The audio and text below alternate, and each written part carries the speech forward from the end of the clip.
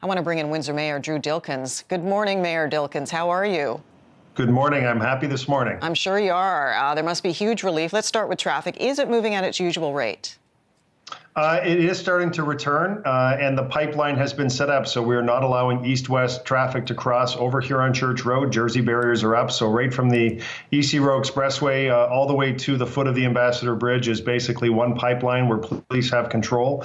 Should anyone try to do anything, hopefully not in the near future, police will be there to respond immediately. It is so vital that we keep this road open based on the numbers you just said, $400 million of trade each and every day that crosses that bridge. And that money that was lost during that week of blockading, it won't ever be recovered, will it?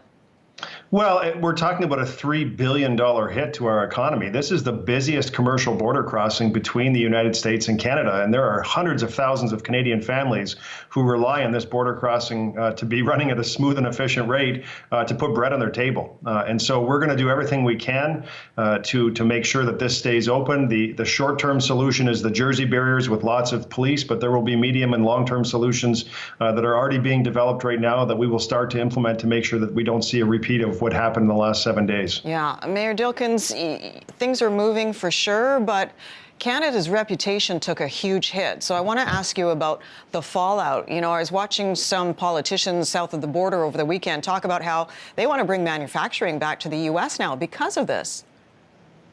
Yeah, I think this type of thing certainly allows the political narrative to take hold on the other side of the border. We've seen it, we've heard it, and it's already taking hold in an environment where there's still Buy America in place, where you have the president pushing for special credits for electric vehicles produced in the United States. So it's happening at a bad time, but I like to think that a 7-day blip, a little hiccup, is not going to destroy a 120-year relationship in the automotive sector, and certainly the supply chains on both sides of the border, Windsor, Detroit being our respective automotive capitals of our countries, that the supply chains are so tightly integrated that they will rebound very, very quickly. Okay, so I want to maybe focus on some of the positives here because 25 to 30 arrests were made, a bunch of cars were towed, but there was no violence.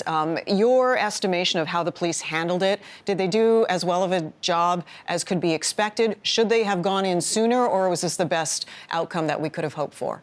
Yeah, I think there'll be a full analysis of how this happened. I think people were kind of shocked that it did happen in this way, that there was a full stoppage here, and then the response perhaps could have been more timely. But I also recognize that police did all they could to make sure that this ended peacefully, and this was our goal from the very beginning. We do not have some of the specialized units that had to be brought in from across Ontario and from the RCMP across Canada, and that took some time to assemble all of those forces on the ground here and then coordinate all of the activities. So certainly not going to, throw any arrows or darts at anyone. Everyone worked as quickly as they could to respond to a very, very difficult situation. And the highlight is no one was injured. There was no violence. 25 or so people were arrested for not being compliant and undertaking the illegal blockade. But the vast majority of people left on their own volition and voluntarily. Mayor, I've got 30 seconds left. Are you confident that this will not happen again, that now you have the tools, the city has the tools, the police have the tools, and the understanding of how to prevent this from happening again? And should it be deemed essential, an essential route like an essential services, will legislation need to be enacted? I think that would be very, very helpful if this were given some special attention through legislation. I can't say, I wish I could say to you right now that I don't think this will happen again. I can tell you that we are on red alert.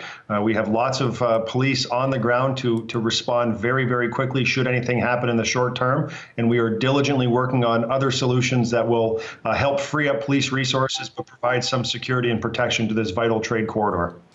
I really appreciate your time this morning, Mayor. Thank you as always. Thank you very much.